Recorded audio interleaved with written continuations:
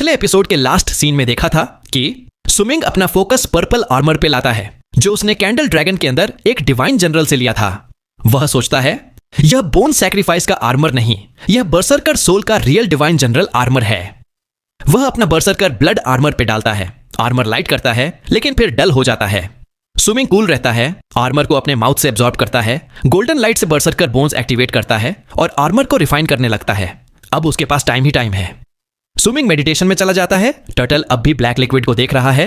थोड़ी देर बाद टेम्पटेशन में आके वो ड्रॉप खा जाता है और लिप्स लिक करता है। अब आगे सुमिंग अपनी केव में आर्मर रिफाइन कर रहा है लेकिन उसके आसपास का माहौल बिल्कुल नॉर्मल नहीं है। एक तरफ छोटा सा स्नेक है, दूसरी तरफ वो बड़ी टर्टल जो अभी भी पिछले कुछ दिनों से सुमिंग की एक्टिविटीज को बड़े ध्यान से देख रही है। स्नेक की आंखों में एक्साइटमेंट है। टर्टल अपनी जुबान से लिप्स चाट रही है जैसे उस ब्लैक लिक्विड का टेस्ट अभी भी उसके दिमाग में घूम रहा हो। स्नेक उस टर्टल को थोड़ा गुस्से से देखता है, सोचता है ये टर्टल तो पूरा लालची निकला। 2 महीने निकल जाते हैं। सुमिंग अभी भी आर्मर रिफाइन कर रहा है। तीसरे दिन दूसरे महीने का एकदम से सुमिंग के आसपास पर्पल लाइट फैल जाती है। उसके हाथ पर पहले गॉन्टलेट्स बनते हैं, फिर आर्म्स पे वेम्ब्रेस, फिर शोल्डर्स पे 2 जबरदस्त वायलेट बीस्ट हेड्स। आर्मर धीरे धीरे चेस्ट तक फैलता है और चेस्ट पे बनती है एक वुल्फ की आंखें। जब आर्मर सुमिंग के सिर तक पहुंचता है, हेलमेट की फॉर्म ले लेता है, तभी सुमिंग की आंखें खुल जाती हैं। उसकी आंखों में एक अजीब शांति है लेकिन अब उसके बॉडी पे वो वायलेट आर्मर है और उसकी प्रेजेंस एकदम बदल जाती है। अब वो एक अजीब ईविल एनर्जी से भरा हुआ लग रहा है। आर्मर उसके पूरे अपर टॉर्सो को कवर कर लेता है, फिर लेग्स तक फैलता है और फाइनली सुमिंग पूरे आर्मर में तैयार खड़ा है। जैसे ही वो खड़ा होता है, एक जबरदस्त किलिंग इंटेंट उसके बॉडी से निकलती है, लेकिन ये सुमिंग का नहीं, आर्मर का अपना है। ये इंटेंट इतनी पावरफुल है कि छोटा स्नेक एकदम से दूर चला जाता है। टर्टल की आंखें फट जाती हैं और वो सुमिंग को देख के जोर जोर से रोर करती है जैसे किसी बड़े दुश्मन का सामना हो गया हो। सुमिंग शांत खड़ा है, उसके बाल वायलेट लाइट में थोड़ा पर्पल लग रहे हैं। अंदर ही अंदर उसका दिल तूफान की तरह धड़क रहा है जैसे बिजली चमक रही हो। वो सोचता है ये आर्मर डिवाइन जनरल्स के लिए नहीं बना, ये तियान शेशेंग की स्किन से बना है जो पहले गॉड ऑफ बर्सरकर्स ने उस आउटसाइडर को मार के बनाई थी। 500 साल लग गए थे बनाने में और 10,000 साल से ग्रेट यू डायनेस्टी के नीचे दफन है ताकि शेशेंग के डिसेंडेंट्स को दबाया जा सके। वो आगे सोचता है जो भी ये आर्मर पहनता है वो डिवाइन जनरल नहीं, अंडरटेकर ऑफ ईविल बन जाता है। उनका काम है एबिस की रक्षा करना। आर्मर में कोई डिफेंस नहीं है, सिर्फ अटैक। खून से ये और स्ट्रांग होता है, मारने से ये सेंट बना देता है। मैं इस आर्मर का तीसरा मास्टर हूं। अगर फ्यूचर में कोई बर्सरकर इस आर्मर को पहन सके तो अपनी विल इसमें डाल के चौथा मास्टर बन जाना, और अगर नहीं बनना तो इसकी ब्लड लस्ट रिलीज करके इससे वापस एबिस भेज देना ताकि इविल स्पिरिट के डिसेंडेंट्स कैओस न फैला सकें। वो सोचता है जो भी इस आर्मर का मास्टर है वो अंडरटेकर ऑफ इविल स्पीयर भी रख सकता है।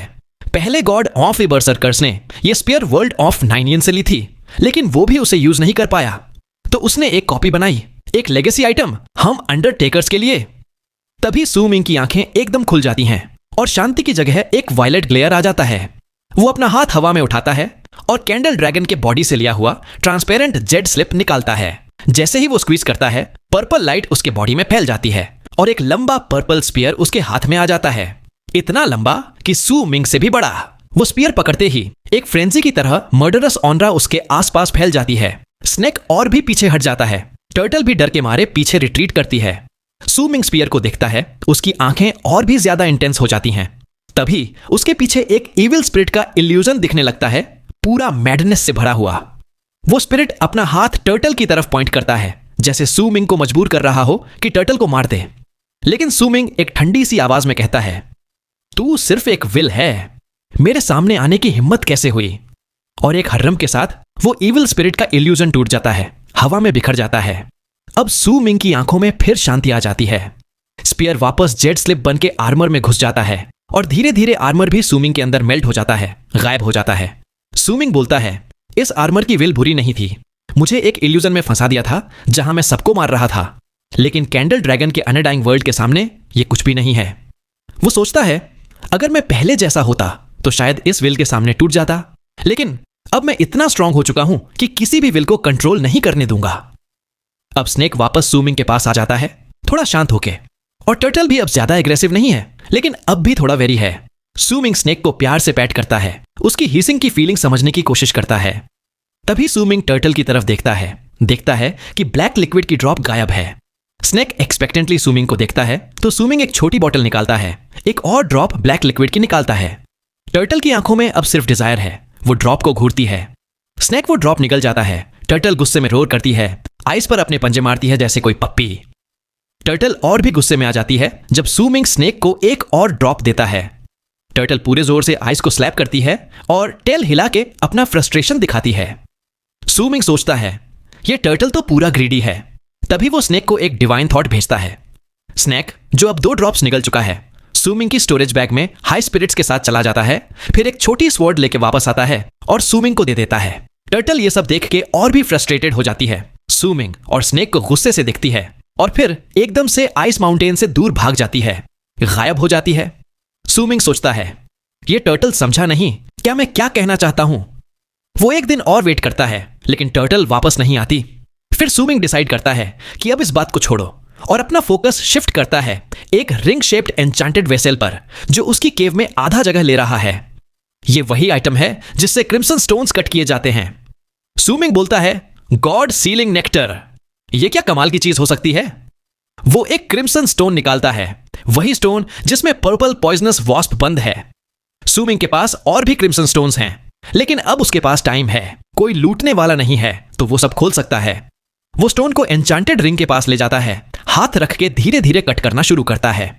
रंबलिंग आवाज आती है, स्टोन श्रिंक होता जाता है और जब वो सिर्फ ह्यूमन हेड जितना रह जाता है, सूमिंग का चेहरा सीरियस हो जाता है। धीरे धीरे स्टोन ट्रांसपेरेंट होता है और अंदर से पर्पल पॉइजनस वॉस्प दिखने लगती है, अभी भी जिंदा। सूमिंग गहरी सांस लेता है, हाथ उठाता है और पॉइजन कॉर्प्स को बुलाता है। स्नेक भी अलर्ट हो जाता है। जैसे ही सूमिंग कट करने लगता है, एकदम से आइस में जबरदस्त ट्रेमर आता है। सूमिंग का चेहरा बदल जाता है, वो ऊपर देखता है और जो देखता है उससे उसका मुंह खुला का खुला रह जाता है। टर्टल यानी कछुआ एक पप्पी की तरह भागता हुआ आता है, लेकिन इस बार उसके पीछे सामान की एक लंबी लाइन है।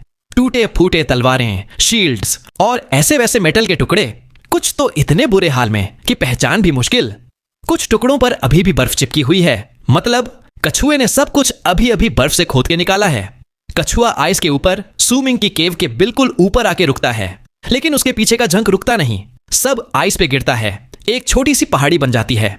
कछुआ एक स्मग लुक के साथ स्नेक को देखता है, फिर सूमिंग को ऐसी आंखों से देखता है जैसे कह रहा हो, भाई मैंने कितनी मेहनत की है, अब रिवॉर्ड दे। सूमिंग भी थोड़ा मुस्कुराता है, लेकिन अंदर ही अंदर सोचता है ये क्या बकवास जंक ले आया है। फिर भी वो कछुए की मेहनत को इग्नोर नहीं करता। वो ब्लैक लिक्विड की बोतल निकालता है। जैसे ही बोतल निकलती है, स्नेक की आंखों में लालच आ जाती है।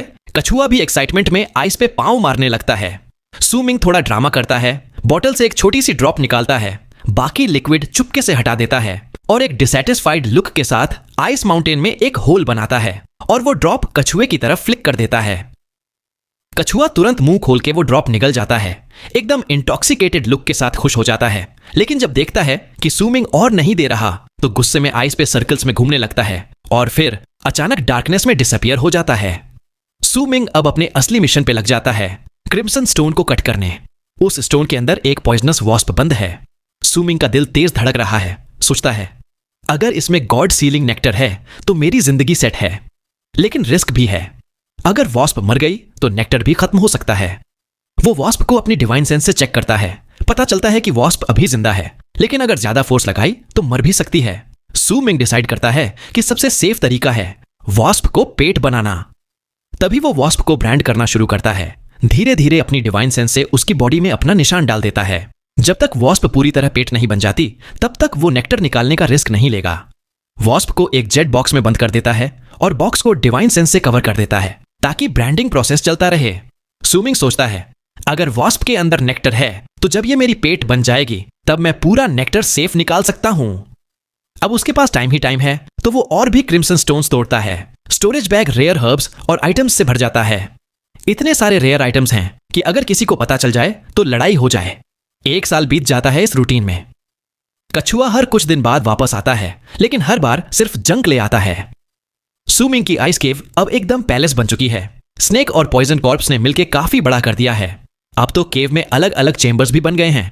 अब केव में सेलेशियल मेडन की आत्मा भी है जो सुमिंग के पास रहती है, और आहू की आत्मा भी है जो बस इधर उधर भटक रही है।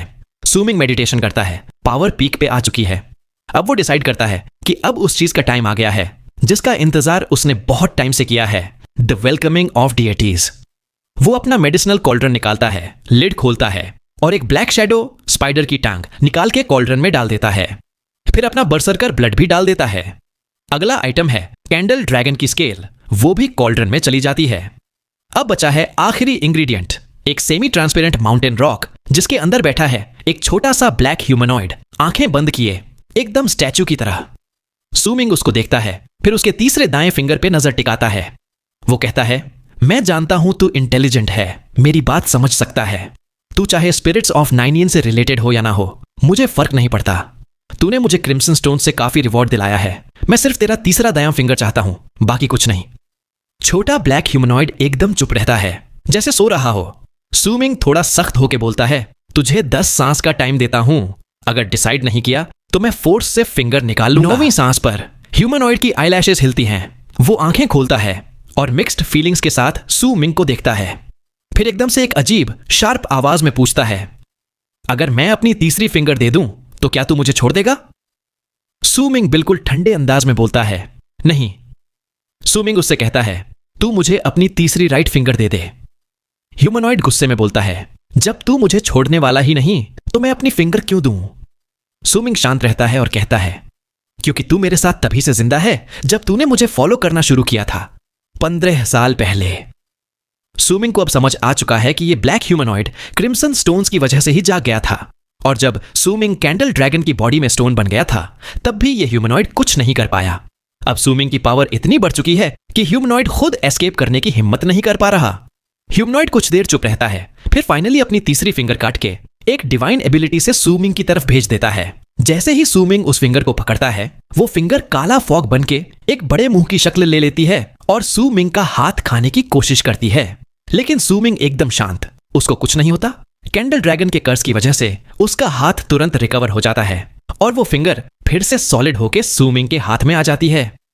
ह्यूमनॉइड शॉक में बोलता है, तू कैंडल ड्रैगन के कर्स को मास्टर कर चुका है? सुमिंग कूली बोलता है, जब से मुझे कैंडल ड्रैगन का ब्लेसिंग मिला तब से मुझे पता था तू क्या छुपा रहा है। अब सुमिंग उस फिंगर को अपने मेडिसिनल कॉल्ड्रन में डाल देता है और वेलकमिंग ऑफ डिएटीज पिल बनाने की प्रोसेस शुरू हो जाती है। इस पिल को बनाने में 999 दिन लगने वाले हैं और 2 दिन हेवेनली जजमेंट भी आएगा। सुमिंग मेडिटेशन में चला जाता है और टाइम बीतने लगता है। 3 साल निकल जाते हैं इस बर्फ की दुनिया में। कछुआ अब दोस्ती दिखाने लगा है, ब्लैक लिक्विड के लिए फ्लैटरी भी करता है। स्नेक भी सुमिंग के साथ है और सुमिंग की पावर पीक पे पहुंच चुकी है। उसके 1/7वें बोन्स अब बरसरकर बोन्स बन चुके हैं। आखिरकार 999 दिन बाद कॉल्ड्रन से एक अजीब रोशनी निकलती है। सुमिंग तुरंत आइस माउंटेन के ऊपर जाता है और वो रोशनी पकड़ लेता है। जैसे ही रोशनी उसके हाथ में आती है, वो एक पर्पलिश रेड पिल बन जाती है जिसमें सुमिंग का ही चेहरा है जो गुस्से में ग्रोल कर रहा है। यह है वेलकमिंग ऑफ डिएटीज पिल, एक ऐसी चीज जो स्काई और अर्थ को डिस्ट्रॉय कर सकती है और किसी भी स्पिरिट को एब्जॉर्ब करके उसकी पावर सुमिंग को दे सकती है। इस पिल का इंटरनल यूज है कि सुमिंग अपनी नेसेंट डिविनिटी को इसमें डाल के क्लोन बना सकता है, और एक्सटर्नल यूज है कि ये किसी भी स्पिरिट को एब्जॉर्ब करके सुमिंग को उस स्पिरिट की पावर दे सकती है। अगर कैंडल ड्रैगन की सोल होती तो सुमिंग खुद कैंडल ड्रैगन बन सकता था। अब सुमिंग डिसाइड करता है कि अब टाइम आ गया है इस बर्फ की दुनिया को छोड़ने का। वो अपना सारा सामान पैक करता है, सोल्स, कॉल्ड्रन, स्नेक, सब कुछ रेडी कर लेता है। जैसे ही वो बाहर निकलने लगता है, कछुआ एक जायंट ऑब्जेक्ट लेकर आता है, एक पैलेस का शैटर्ड टैबलेट जिसमें कुछ शब्द लिखे हैं। सुमिंग टैबलेट को साफ करता है और जैसे ही उस पर लिखा हुआ पढ़ता है, उसके दिमाग में एक धमाका होता है। टैबलेट में लिखा है ग्रेट यू स्काई पैलेस। ये वही जगह है जिसका राज अब तक छुपा हुआ था। अब असली एडवेंचर शुरू होने वाला है। ग्रेट यू स्काई पैलेस का सीक्रेट, सुमिंग की नई पावर और डेस्टिनी का नया खेल। सुमिंग अभी भी उस टूटे हुए टैबलेट को देखता ही रह जाता है जिसमें लिखा है ग्रेट यू स्काई पैलेस। उसके दिमाग में तूफान मच जाता है। यह वही ग्रेट यू है जिसका जिक्र हर बरसरकर की कहानियों में होता है, जिसका नाम उनकी रेस का कोर है, उनका होली लैंड है। और अब यह सब उसके सामने है, लेकिन एकदम बर्फ में जम चुका है। सुमिंग कछुए से पूछता है, यह टैबलेट तुझे कहां से मिला? कछुआ एटीट्यूड में अपना सिर हिलाता है, खुश होके। सुमिंग कहता है, मुझे वहां ले चल। कछुआ पहले थोड़ा हिचकिचाता है, फिर बॉडी लो कर देता है। सुमिंग उसकी बैक पे चढ़ जाता है और कछुआ एकदम तेज रफ्तार से अंधेरों में घुस जाता है। आसपास हर तरफ गहरा अंधेरा है, सिर्फ सी वाटर का प्रेशर है, लेकिन सुमिंग अब इतना पावरफुल है कि उसको कोई फर्क नहीं पड़ता। कछुआ उसको लेकर आगे बढ़ता है और सुमिंग धीरे धीरे अपनी डिवाइन सेंस स्प्रेड करता है। तभी उसको दिखता है उसका पूरा केव एबोर्ड एक माउंटेन के ऊपर बना हुआ था। आगे जाकर सुमिंग देखता है एक बड़ा सा पैलेस पूरा बर्फ में जम गया है, सिर्फ एक कोने से थोड़ा सा एक्सपोज्ड है। जैसे जैसे कछुआ आगे बढ़ता है, सुमिंग के दिल की धड़कन तेज होती जाती है। उसको नजर आता है एक नहीं कई पैलेस, और उनके बीच में अजीब कपड़ों में लोग सब बर्फ में फ्रीज हो चुके हैं। कोई जाइंट बीस्ट्स, कोई सैवेज स्नेक्स और लाखों लोग एक दूसरे को मार रहे हैं। सब अब एक ही फ्रेम में जम गए हैं, जैसे वक्त ही रुक गया हो। एक जगह सुमिंग देखता है एक ओल्ड मैन, सफेद बाल, पर्पल रोब, बड़ा ही माइटी लुक, हाथ में एक राउंड प्लेट और उसके पैरों के नीचे एक जाइंट डार्क टर्टल, लेकिन दोनों अब आइस स्टैच्यू बन चुके हैं।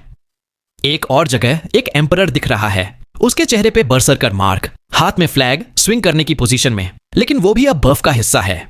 आसपास स्नोफ्लेक्स जम गए हैं। सब कुछ एक ऐसी शांति में है जैसे किसी ने पूरे शहर को एक ही पल में रोक दिया हो। सुमिंग सोचता है यह तो ग्रेट यू इंपीरियल सिटी है। कछुआ उसको लेकर सबसे बड़े पैलेस के पास से गुजरता है जो अब पूरा टूटा फूटा है। फिर वह सिटी के सेंटर की तरफ ले जाता है जहां एक माउंटेन है, यानी एक ऑल्टर। यह ऑल्टर हेप्टागोनल शेप का है, पूरा काला, और उसके नीचे लाखों लोग वर्शिप करते हुए जम गए हैं। और ऑल्टर के ऊपर एक ओल्ड मैन पर्पल रोब में क्रॉस लेग्ड बैठा है। उसके सामने एक पूरी स्पाइन है और हाथ में एक स्टोन पीस 13वीं वर्टिब्रे के ऊपर। सुमिंग जैसे ही उस ओल्ड मैन को देखता है, उसको ऐसा लगता है जैसे वो ओल्ड मैन उसको सीधा देख रहा है। एक अजीब सी फीलिंग, जैसे वक्त के पार से उसकी नजर आ रही हो। सुमिंग के दिमाग में एक धमाका होता है। उसको लगता है जैसे यह ओल्ड मैन मरने से पहले कुछ देख रहा था, शायद आज का दिन।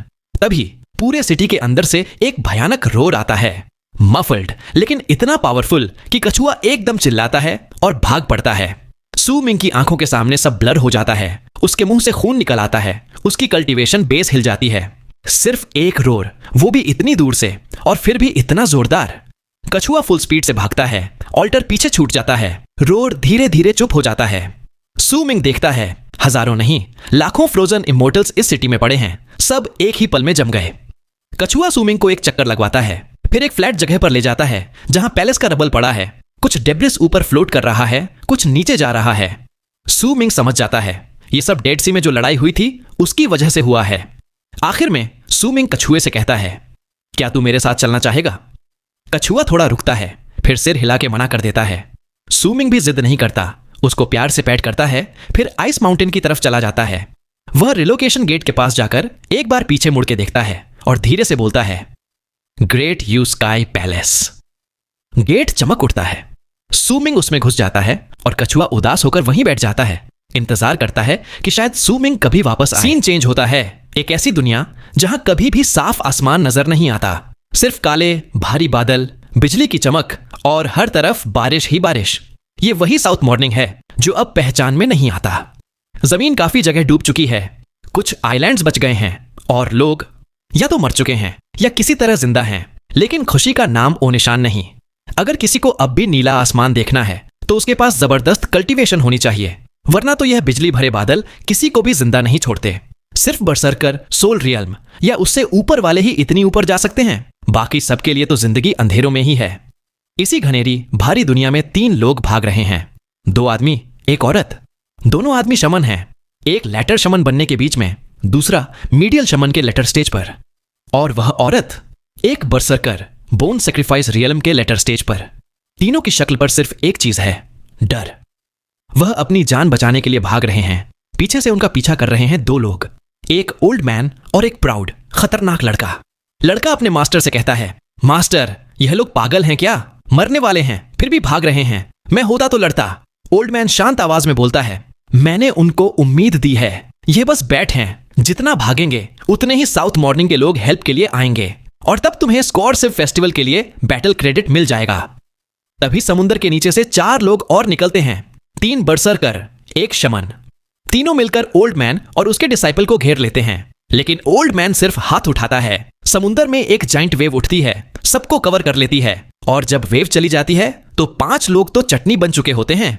सिर्फ 2 बचे हैं, एक आदमी एक औरत, जो खून थूकते हुए भाग जाते हैं। ओल्ड मैन बोलता है, साउथ मॉर्निंग के लोग कितने कमजोर हो गए हैं, चलो और 300 मारते हैं, तुम्हारा बैटल क्रेडिट पूरा हो जाएगा। लड़का अपने मास्टर को हीरो की तरह देखता है और दोनों आगे बढ़ जाते हैं। सीन शिफ्ट होता है। डेड सी के अंधेरों में एक गेट से एक जबरदस्त रोशनी निकलती है और उस रोशनी में से सू मिंग निकलता है। वह अब डेड सी के बिल्कुल बॉटम पे है। सू मिंग ऊपर देखता है, गेट को एक नजर देता है, फिर सरफेस की तरफ तेज रफ्तार से निकल पड़ता है। उसके आसपास जितने भी डेंजरस सी बीस्ट्स हैं, सब एक ही पल में डर के भाग जाते हैं, क्योंकि सू मिंग की बॉडी से वायलेट लाइट निकल रही है। अब वह किसी भी नॉर्मल इंसान या बीस्ट के लिए एक नाइटमेयर बन चुका है। सू मिंग समुंदर को चीरते हुए सरफेस पे पहुंचता है और देखता है सिर्फ अंधेरा, सिर्फ बारिश, सिर्फ उदासी। वह सोचता है, साउथ मॉर्निंग अब शायद नहीं रहा। उसकी आंखों में लॉन्गिंग है, दर्द है, याद है, 9th समिट, अपने मास्टर, अपने सीनियर ब्रदर्स, हुजी सब याद आते हैं। वह बोलता है, 20 साल हो गए। उसका दिल करता है कि वापस बरसर्कर्स की लैंड 9th समिट अपने परिवार के पास जाए। वह हवा में एक लंबी आर्क बनाता है, अपनी फुल पावर अनलीश करता है। जहां से भी गुजरता है, सबको उसकी प्रेजेंस फील होती है। बरसर्कर, सोल रियल्म या लेटर शमन्स भी उसकी पावर से कांप उठते हैं।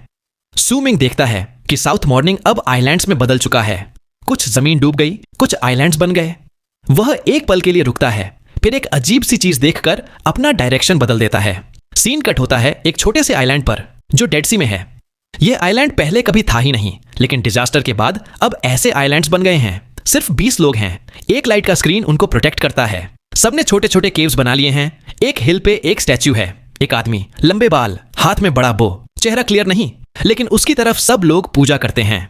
2 ओल्ड मैन रैग्ड कपड़ों में मेडिटेशन कर रहे हैं। बाकी लोग, बुजुर्ग, बच्चे, औरतें, सब हिल पे आके स्टैच्यू के सामने घुटने टेक के पूजा करते हैं। सब मिलके बोलते हैं, हम फेटेड किन हैं, बंजर वर्ल्ड में पैदा हुए।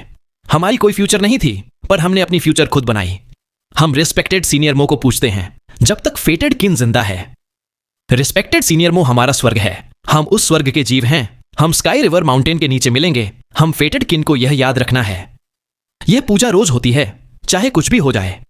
ये लोग सू मिंग को अपना भगवान मानते हैं। रिस्पेक्टेड सीनियर सू मिंग हवा में आइलैंड के ऊपर आता है। नीचे देखता है तो एक छोटा सा ट्राइब, फेटेड किन, अपने स्टैच्यू की पूजा में बिजी है। वह स्टैच्यू जो थोड़ा इंडिस्टिंक्ट है, लेकिन सू मिंग एक नजर में समझ जाता है यह उसी का बना हुआ है। उसके चेहरे पर एक हल्की सी मुस्कुराहट आ जाती है। वह एक मूव में ही लाइट स्क्रीन के अंदर चला जाता है, जैसे वह कोई बैरियर ही ना हो, और चुपचाप एक माउंटेन रॉक पे खड़ा हो जाता है, स्टैच्यू और लोगों को देखता हुआ। उसके दिल में सोच चल रही है, यह फेटेड किन, इन्होंने वर्ल्ड ऑफ 9 yen में प्रॉमिस किया था कि मुझे भूलेंगे नहीं, और आज भी यहां मुझे वर्शिप कर रहे हैं। यह लॉयल्टी सच में कुछ अलग ही लेवल की है। तभी सू मिंग का ध्यान भटकता है। उसकी आंखें टेंस हो जाती हैं। दूर आसमान में 2 लोग भाग रहे हैं, एक आदमी, एक औरत। दोनों की शक्ल पर दुख और थकान है। पीछे से एक ओल्ड मैन और एक लड़का उनका पीछा कर रहे हैं। ईस्टर्न वेस्टलैंड्स के लोग जो साउथ मॉर्निंग के बचे खुचे लोगों का शिकार कर रहे हैं। वह आदमी है या मुंह, वही ऑटमसी ट्राइब का बंदा जो सू मिंग को कभी मैप दिया था और एक टाइम पर उसका दोस्त था। अब वह मिडिल एज्ड हो चुका है, बालों में सफेदी आ गई है। उसके साथ एक फीमेल बरसर्कर है। दोनों भाग रहे हैं, लेकिन अब दुश्मनी गायब हो चुकी है। अब सिर्फ एक ही मिशन है, जिंदा बचना। या मुंह बोलता है, हम वापस अपने आइलैंड नहीं जा सकते, वरना दुश्मन वहां भी खून की नदी बहा देगा। रिमेन्स ऑफ द बैरन आइल्स ही हमारी आखिरी उम्मीद है, चाहे वहां फेटेड किन ही क्यों ना हो। दोनों आइलैंड के ऊपर पहुंचते हैं। नीचे फेटेड किन स्टैच्यू की पूजा में बिजी हैं। या मुंह को यह स्टैच्यू पहले भी फेमिलियर लगा था, लेकिन अब भी वह समझ नहीं पाता कि यह सू मिंग का ही है। या मुंह आइलैंड के बाहर खड़ा होकर चिल्लाता है, फेटेड किन, मैं या मुंह हूं ऑनटमसी ट्राइब से। हम पर दुश्मन का अटैक है, प्लीज हमें अंदर आने दो। उसकी आवाज में डेस्परेशन है, लेकिन उसके पास कोई और ऑप्शन भी नहीं। फेटेड किन के लीडर, एक ओल्ड मैन, बिना किसी इमोशन के देखता है, फिर हाथ हिलाता है और लाइट स्क्रीन में एक क्रैक खुल जाता है। या मुंह और उसकी साथी तुरंत अंदर घुस जाते हैं। ओल्ड मैन के साथ 3 और लोग आते हैं। सबकी प्रेजेंस एकदम हेवी है। या मुंह शॉक हो जाता है। यह सब मीडियल शमन्स हैं और ट्राइब के हर बंदे में एक अलग ही ऑनरा है। फिर एक एक करके फेटेड किन की असली पावर सामने आती है। 4 soul catchers, medial, later stage, 4 spirit mediums, 2 battle shamans, 4 thought soothsayers और 3 बच्चे, जिनमें भी वही हैवी मर्डरस ऑनरा है। यमू एकदम हैरान हो जाता है, सोचता है सिर्फ 19 लोग, लेकिन इतनी पावरफुल वॉरियर्स। और ये मर्डरस सोनरा, ये तो तभी आती है जब कोई लोग जिंदगी भर सर्वाइवल और खून खराबे के बीच रहे हो। फेटेड किन के लीडर यमू को कोल्डली बोलता है, रिस्पेक्टेड सीनियर मो हमारे लिए गॉड है, उसकी पूजा करो तो तुम्हें भी हमारी प्रोटेक्शन मिलेगी, वरना तुम्हारा कुछ भरोसा नहीं।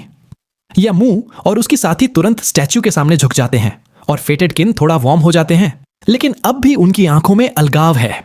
यमू सोचता है, यह लोग इतने पावरफुल, इतने मिस्टीरियस, इनकी असल कहानी क्या है? सुमिंग सब कुछ चुपचाप देख रहा है स्टैच्यू के सामने अपने लॉयल फॉलोअर्स को।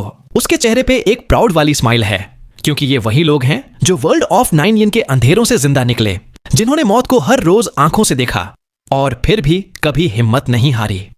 ये लोग चाहे लैटर शमन्स न हो, लेकिन उनका रिजॉल्व और मर्डरस ऑनरा किसी भी नॉर्मल ट्राइब से कई गुना ज्यादा है। ये लोग किसी और पर भरोसा नहीं करते, अपनी किस्मत अपने हाथ में लेते हैं और दिखाना चाहते हैं कि फेटेड किन का मतलब क्या होता है। सीन शिफ्ट होता है। ईस्टर्न वेस्टलैंड्स का एक पावरफुल ओल्ड मैन आइलैंड के बाहर खड़ा है। उसके चेहरे पे पहली बार टेंशन है। वह सोचता है, ये लोग तो एक एक सोल में इतनी ताकत रखते हैं कि दूसरे कॉन्टिनेंट्स के लोग मिलके भी कंपीट नहीं कर सकते, लेकिन फिर भी वह एक कदम आगे बढ़ता है, हाथ घुमाता है और पूरा समुंदर आइलैंड को फ्लड करने के लिए उठा देता है। साथ ही डेड सी का एक जाइंट बीस्ट भी समन कर लेता है। यमू का चेहरा सफेद पड़ जाता है। वह चिल्लाता है, यह तो वही बीस्ट है जिसके अटैक में मेरा पूरा टीम मर गया था। लेकिन फेटेड किन के लोग एकदम शांत हैं। 4 थॉट सूथसेयर्स आंखें बंद कर लेते हैं। उनका पावर 2 बैटल शमन्स को मिलता है जो अपने जाइंट बो को रेडी कर लेते हैं। 4 सोल कैचर्स की आंखों में डार्क लाइट चमक उठती है और आसमान के बादल और तेज घूमने लगते हैं। 4 स्पिरिट मीडियम्स अपने हाथ फैला के चैंट करते हैं और डेड सी से डेड सोल्स निकल के बो में घुस जाते हैं। एक बैटल शमन बो छोड़ते ही एक डार्क एरोस्पेस को फाड़ता हुआ डेड सी जाइंट के अंदर घुस जाता है। एक ऐसा अटैक जिसमें स्पेस ही क्रैक हो जाता है। वह जाइंट बीस्ट का आधा शरीर एक ही शॉट में उड़ जाता है। सब लोग, यमू, उसकी साथी और खुद ईस्टर्न वेस्टलैंडर, सबकी आंखें फट जाती हैं।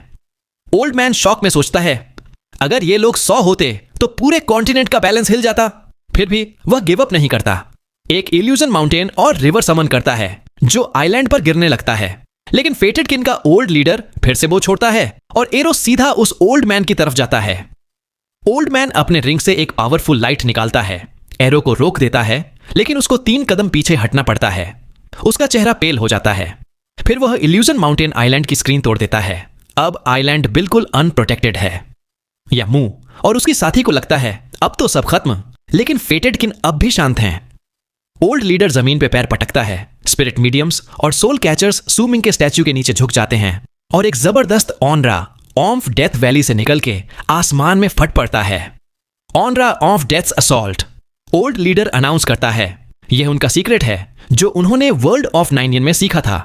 यह ऑनरा इल्यूजन माउंटेन को डिस्ट्रॉय कर देता है और ओल्ड ईस्टर्न वेस्टलैंडर को फिर से पीछे हटना पड़ता है। वह हैरान होकर चिल्लाता है, यह तो यिन डेथ वेव्स हैं। तुम लोग सिर्फ 4 साल में यह सब कैसे कर सकते हो? यमू अब तक शॉक में है। सोचता है, यह लोग तो किसी भी नॉर्मल ट्राइब से कहीं ज्यादा पावरफुल हैं और इनकी यूनिटी और मर्डरस ऑनरा तो नेक्स्ट लेवल है। ओल्ड लीडर कोल्डली बोलता है, अगर तुम्हें लगता है हम डर के भाग जाएंगे तो गलत हो। अगर हम मर भी गए तो हमारे किन्सफोक तुम्हें ढूंढ के मारेंगे और रिस्पेक्टेड सीनियर मो तुम्हें असली हेल दिखाएंगे। और उस पल आइलैंड के सभी लोग, इंक्लूडिंग बच्चे, एक ही डेडली कोल्ड नजर से दुश्मन को देखते हैं। सुमिंग दूर से सब देख रहा है। उसके चेहरे पे एक प्राउड स्माइल है। यह है फेटेड किन की ग्लोरी। यह है वह ट्राइब जो किसी के सामने नहीं झुकती, अपनी किस्मत खुद लिखती है और दुश्मन को दिखाती है असली यूनिटी और सर्वाइवल की पावर। यमू की आंखों में वह फेटेड किन को देखता है, एकदम स्तब्ध। सोचता है, ये लोग तो सच में अलग ही लेवल के हैं। शुक्र है मैं यहां आ गया। ऊपर आसमान में ओल्ड ईस्टर्न वेस्टलैंडर का चेहरा अब गुस्से से लाल है, लेकिन अंदर ही अंदर उसको डर भी लग रहा है। वह बरसरकर सोल रियल्म का मिडिल स्टेज वॉरियर है, लेकिन जब उसने फेटेड किन की यूनिटी, उनका मर्डरस ऑनरा और उनका कोल्ड एटीट्यूड देखा तो उसके अंदर एक अजीब सी वॉरियरनेस उठ गई, और वह भी इतनी तेज कि उसको खुद भी फील हो गई। वह गुस्से में बोलता है, फेटेड किन, मैं तुम्हें याद रखूंगा। मैं तुम सबको मार दूंगा और ईस्टर्न वेस्टलैंड के हर ट्राइब को बता दूंगा कि अगर फेटेड किन दिखे तो सबको काट दिया जाए। लेकिन फेटेड किन, बड़े छोटे बच्चे सब एकदम फियरलेस, एक भी रिएक्शन नहीं, एकदम कोल्ड, जैसे मौत से भी दोस्ती हो। तभी ओल्ड मैन अपना असली ट्रम्प कार्ड निकालता है। आसमान से 300 फुट का एक जाइंट स्टैच्यू उतार देता है। पूरे आइलैंड पे एक जबरदस्त प्रेशर आ जाता है। सब फेटेड किन स्टैच्यू के आसपास क्रॉस लेग्ड बैठ जाते हैं, आंखें बंद कर लेते हैं और एक ही आवाज में चैंट करते हैं, हम फेटेड किन हैं, बंजर वर्ल्ड में पैदा हुए, हमारी आने वाली नस्लें भी रिस्पेक्टेड सीनियर मो को पूजेंगी। रिस्पेक्टेड सीनियर मो हमारा गॉड है। हम अपनी किस्मत के लिए लड़ते हैं। भगवान के पास आंखें नहीं, धरती के पास आंसू नहीं, स्वर्ग के पास प्यार नहीं, इसलिए हम फेटेड किन बन गए ताकि अपनी किस्मत खुद लिखें। या मू और जियान, फीमेल बरसरकर, दोनों शौक में हैं। उनको लगता है ये लोग पागल हैं, लेकिन फेटेड किन की आंखों में एक अलग ही जुनून है। ओल्ड ईस्टर्न वेस्टलैंडर स्टैच्यू को पॉइंट करता है। स्टैच्यू से डार्क लाइट निकलती है और वह लाइट एक घोस्ट फेस बन के आइलैंड पे सबको मारने के लिए आती है। यह है फेटेड किन का अंतिम वॉर, जिसमें वे अपनी जान दे के ऑरा ऑफ डेथ को रिलीज करते हैं, फेट के खिलाफ अपनी आखिरी चीख। तभी सुमिंग खड़ा हो जाता है, धीरे से स्टैच्यू के ऊपर आ जाता है, एक जेंटल रिपल से फेटेड किन का ऑफरिंग कट ऑफ कर देता है। सब आंखें खोलते हैं और देखते हैं सू मिंग खुद स्टैच्यू पे खड़ा है। उसके बाल हवा में उड़ रहे हैं, सफेद रोब, आंखों में गहरा समुंदर, एक ऐसी प्रेजेंस जैसे खुद आसमान उसके लिए रुका हो। सब फेटेड किन एक पल के लिए स्तब्ध, फिर एकदम से उनके चेहरे पे जुनून आ जाता है।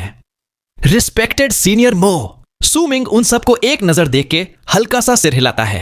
तभी घोस्ट फेस उसके पीछे आता है, लेकिन सू मिंग बस एक पंच से इतना जबरदस्त गस्ट ऑफ विंड क्रिएट करता है कि सारी डार्क रे पल में डिस्ट्रॉय हो जाती हैं। बादल भी हिल जाते हैं और पूरा आसमान गूंज उठता है। ओल्ड ईस्टर्न वेस्टलैंडर की आंखों में शॉक, डर और डिसबिलीफ। वह सोचता है यह बंदा तो मुझसे भी ज्यादा पावरफुल है। वह तुरंत अपने डिसाइपल को पकड़ के भागने लगता है, लेकिन सू मिंग एक स्टेप में उसके सामने आ जाता है, एक फिंगर उसके ब्रो पर रखता है। ओल्ड मैन को लगता है जैसे उसकी सोल पल में चली जाएगी। ओल्ड मैन अपनी पूरी पावर अनलीश करता है, गॉड ऑन ऑफ बर्सर्कर्स की स्टैच्यू, जाइंट कॉल्ड्रन, सब कुछ, लेकिन सू मिंग सिर्फ एक फिंगर से सब तोड़ देता है। कॉल्ड्रन भी 2 टुकड़े हो जाता है।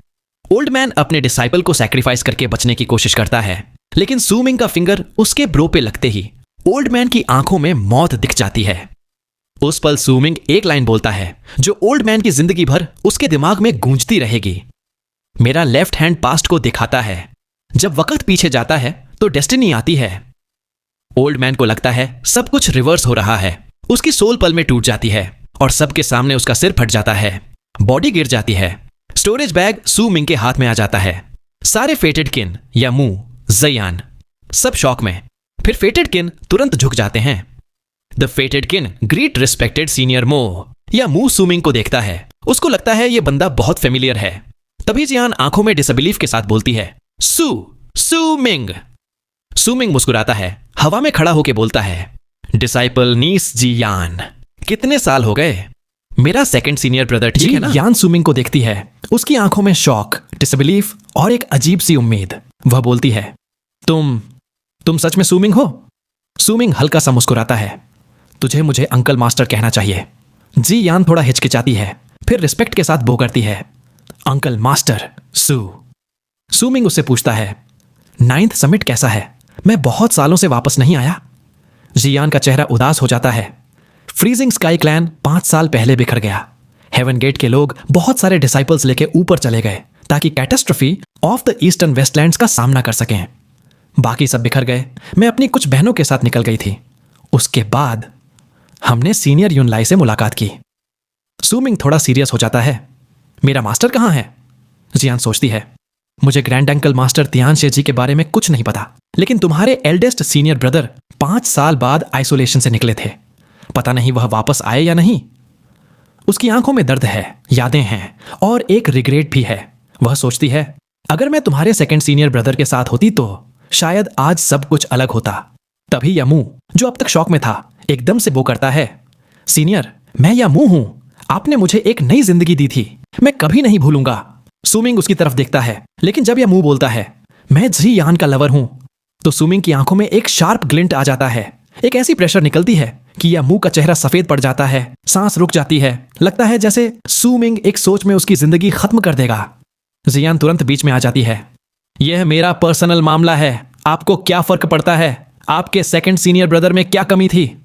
सू मिंग थोड़ा उदास होकर सिर हिलाता है, जाओ, जरियान और या मुंह जाने लगते हैं, लेकिन जरियान रुक के बोलती है, अंकल मास्टर सू, क्या तुम्हें हान कांग जी याद है? जब क्लैन में सब कुछ बिखर रहा था वह मेरे साथ थी। अब वह सीनियर युन लाई की कंक्यूबाइन बनने वाली है, लेकिन वह अभी भी तुम्हें ही चाहती है। अगर तुम कुछ कर सको तो प्लीज उसकी मदद करो। सूमिंग के दिमाग में हान कांग जी की यादें आ जाती हैं, उसकी जेंटल आंखें, उसका प्यार और वह सब कुछ जो हान माउंटेन सिटी में हुआ था। ये सब यादें पहले धुंधली थीं, लेकिन अब एकदम क्लियर हो रही हैं। जियान जल्दी से बोलती है, 4 साल पहले सीनियर युन लाई ने जूनियर सिस्टर फांग को अपनी कंक्यूबाइन बनाना चाहा, लेकिन वह मना करती रही। अब वह अपनी ट्रेनिंग कंप्लीट करने वाली है और युन लाई फिर से उस पर दबाव डालेगा। वह और मना नहीं कर पाएगी। सूमिंग चुप रहता है, बस दूर देखते हुए सोच में डूब जाता है। जियान के चेहरे पर पहले उम्मीद फिर दुख आ जाता है। उसकी आंखों में आंसू आ जाते हैं। वह बोलती है, छोड़ो, तुम्हें क्या लेना देना। मैं जानती हूं तुम्हारे सेकंड सीनियर ब्रदर मुझे पसंद करते थे। काश मैं वक्त को पलट सकती तो मैं उनका प्यार एक्सेप्ट कर लेती, लेकिन अब सब कुछ बदल चुका है। मैं यामू की कंपेनियन हूं, मैं युन लाई की कंक्यूबाइन भी थी। उसने मुझे एक चीज की तरह यामू को दे दिया। उसकी आवाज में दर्द है, बेइज्जती है और एक औरत की मजबूरी भी। वह बोलती है, तुम चाहे मुझे जितना भी जज करो, तुम समझ नहीं सकते कि एक लड़की को जिंदा रहने के लिए क्या क्या करना पड़ता है। जब उसका अपना ही क्लैन उसे छोड़ देता है और पूरी दुनिया जंगल लॉ में बदल जाती है। कांगलान तो और भी जेंटल है, वह तो मर जाती लेकिन झुकती नहीं। मैं ही थी जिसने उसकी जगह युन लाई की कंक्यूबाइन बनना एक्सेप्ट किया ताकि हम दोनों जिंदा बच सकें। जियान के आंसू बहते हैं। वह बोलती है, तुम चाहे मदद करो या ना करो, कम से कम हम अभी भी जिंदा हैं। और अगर कांगलान अब भी तुम्हें चाहती है तो वह उसकी गलती है। वह आंसू पोंछती है, फिर एक लंबी आर्क बना के आसमान में उड़ जाती है। या मुंह उसके पीछे शांत केयरिंग नजर से देखता है। उसकी आंखों में वह दर्द है जो सिर्फ सच्चा प्यार ही दे सकता है। सूमिंग उन दोनों को जाते हुए देखता है। चेहरा शांत है, लेकिन अंदर ही अंदर उसका दिल हिल चुका है। वह धीरे से बोलता है, वो कहां है? सूमिंग ने जैसे ही जियान से पूछा, वह कहां है? जियान हवा में रुक जाती है, पलट के देखती है और बोलती है, साउदर्न स्वैम्प आइलैंड। सूमिंग एकदम कूल लेकिन अंदर से डिटर्मिनेशन से भरा हुआ बोलता है, यहां रुको, कुछ दिन बाद मेरे साथ चलना। जरियान के दिल में उम्मीद की किरण जग जाती है, लेकिन अब भी उसकी आंखों में पहले वाले दर्द की परछाई है। या मुंह जैसे हमेशा जरियान के डिसीजंस में इंटरफेयर नहीं करता, बस चुपचाप उसके साथ आइलैंड पर रुक जाता है। फेटेड किन की आंखों में सूमिंग के लिए वह जुनून है जो किसी भगवान के लिए होता है। जैसे सूमिंग बस एक शब्द बोल दे तो ये लोग अपनी जान भी दे दें। सूमिंग उन्हें समझाता नहीं उन्हें अपने साथ ले जाने की कोशिश करता है। 3 दिन तक वह आइलैंड को फोर्ट्रेस बना देता है। सबसे पहले हुज सी के दिए हुए रून्स से आइलैंड की पहली डिफेंस लेयर बनाता है। डेड सी के अंदर जाके 8 डेड सी जाइंट्स को स्पिरिट प्लंडर से कंट्रोल करता है, जो आइलैंड के आसपास सेकंड डिफेंस लेयर बन जाते हैं। 2 जाइंट बो को अपनी बोन सेक्रीफाइस पावर से और भी डेडली बना देता है। 3rd लेयर फेटेड किन की ऑनरा ऑफ डेथ को उनकी एडवाइस पर और भी स्ट्रॉन्ग करवाता है। 4th लेयर अपनी डिवाइन सेंस का एक हिस्सा स्टैच्यू में डाल देता है, जिससे 3 बार किसी भी दुश्मन के माइंड पे डायरेक्ट अटैक हो सकता है। 5th लेयर पॉइजन कॉर्प्स को भी आइलैंड पे छोड़ देता है। 6th लेयर और सबसे खास एक रिलोकेशन रून भी लगा देता है, ताकि अगर कभी मास इन्वेजन हो तो फेटेड किन तुरंत एस्केप कर सकें। अब यह आइलैंड किसी भी बर्सरकर सोल रियल्म वॉरियर के लिए भी तोड़ना मुश्किल हो गया है। फेटेड किन के लिए यह जगह अब सिर्फ एक ट्राइब नहीं, एक ट्रेनिंग ग्राउंड भी है, और सूमिंग के लिए एक ऐसा जगह जहां उसका दिल शांत हो जाता है, क्योंकि यहां वह उनका भगवान है। तैयारी के बाद सूमिंग, जियान और यामू आइलैंड से निकलते हैं। फेटेड किन एक घुटने पर झुक के आसमान की तरफ देख के सूमिंग को वर्शिप करते हैं। रिस्पेक्टेड सीनियर मो, उनकी आंखों में वह जुनून है जो कभी नहीं मरेगा। यामू अब भी ड्रीम में है। फेटेड किन की पावर, उनका मिस्टीरियसनेस और सूमिंग की प्रेजेंस उसके दिमाग में हमेशा के लिए छप जाती है। अब तीनों निकलते हैं साउदर्न स्वैम्प आइलैंड की तरफ, और एटमॉस्फेयर में एक अजीब सी टेंशन है, क्योंकि सूमिंग अब बिल्कुल सीरियस है। कुछ दिन बाद वह एक विशाल समुद्र के ऊपर रुकते हैं। यामू बोलता है, सीनियर सू, यह है साउदर्न स्वैम्प आइलैंड। नीचे कुछ भी नहीं दिख रहा, न कोई आइलैंड न कोई जमीन। सूमिंग अपनी डिवाइन सेंस से चेक करता है, लेकिन कुछ भी नहीं मिलता। लेकिन जब वह अपनी सेंस को समुद्र के नीचे भेजता है तो उसको कुछ अलग सा महसूस होता है। लेकिन यह राज इतना गहरा है कि बिना ध्यान दिए पकड़ना मुश्किल है। यामू एक जेड स्लिप निकालता है, उसको समुद्र में फेंकता है, फिर कुछ सीक्रेट हैंड सील्स करता है। तभी समुंदर में से दो शैडोई फिगर्स निकलते हैं, एक शमन, मीडियल शमन, एक berserker, bone sacrifice realm, middle stage. दोनों की आंखों में सस्पेशन है, लेकिन जैसे ही वह सू मिंग को देखते हैं उनकी आंखों में एक अजीब सी फ्रीजिंग ग्लेयर आ जाती है। वह पूछते हैं, यामू, यह कौन है? यामू रिस्पेक्ट के साथ बोलता है, मेरी जिंदगी सीनियर सू की वजह से है, मैं गारंटी देता हूं टनल खोलो। लेकिन गार्ड्स बोलते हैं, टेंपल का ऑर्डर है, आउटसाइडर्स अलाउड नहीं हैं। तुम दोनों जा सकते हो, लेकिन सू मिंग को गारंटी लेटर के बिना एंट्री नहीं मिलेगी। या मू और जियान थोड़ा टेंस हो जाते हैं, लेकिन सू मिंग शांत रहता है। वह बस आगे बढ़ जाता है। गार्ड्स उसको रोकने की कोशिश करते हैं, लेकिन जैसे ही उनकी आंखों में सू मिंग की आंखों की चमक पड़ती है, दोनों ट्रांस में चले जाते हैं। सू मिंग को आगे जाने देते हैं। यह है कैंडल ड्रैगन की सोल कैचर कर्स की पावर। या मुंह खुद भी शॉक में है, वह खुद डिफेंस खोलता है। तब एक मोटी लाइट स्क्रीन समुंदर के ऊपर आ जाती है, जैसे एक बड़ा बाउल उल्टा रख दिया हो। तीनों स्क्रीन के अंदर चलते हैं। स्क्रीन धीरे धीरे फेड हो जाती है। गार्ड्स ट्रांस से बाहर आते हैं, लेकिन उनके दिमाग से सू मिंग की याद ही गायब हो चुकी है।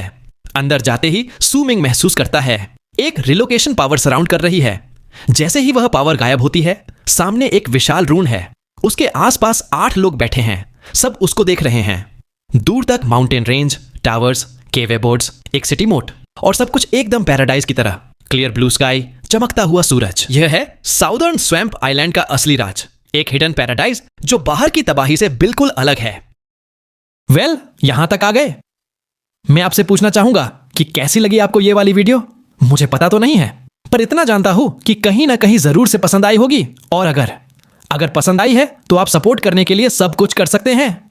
लाइक कर दीजिए, सब्सक्राइब करके हमारी छोटी सी फैमिली का हिस्सा बन जाइए और शेयर भी कर सकते हैं। और हाँ, पहले से ही माफी चाहूंगा अगर कभी वीडियो ना आए तो, क्योंकि यार कुछ प्रॉब्लम्स आ जाते हैं जिसका आप कुछ नहीं कर सकते।